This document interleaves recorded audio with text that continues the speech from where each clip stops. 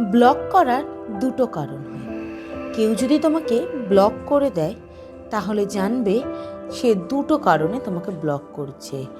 এক, সে তোমার প্রতি ভীষণ বিরক্ত, তাই সে তোমার থেকে জাস্ট ছুটকারা পাওয়ার জন্য ব্লক করছে।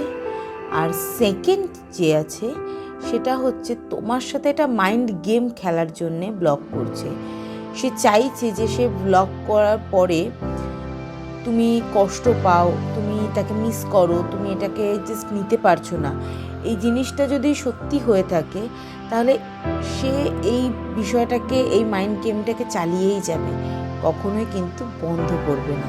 আর যখনই দেখবে তুমি এই ব্লক করে দেওয়ার পরেও তাতে তোমার কিছু যায় আসছে না, তখনই সে কিন্তু এই খেলাটা খেলা বন্ধ করে দেবে।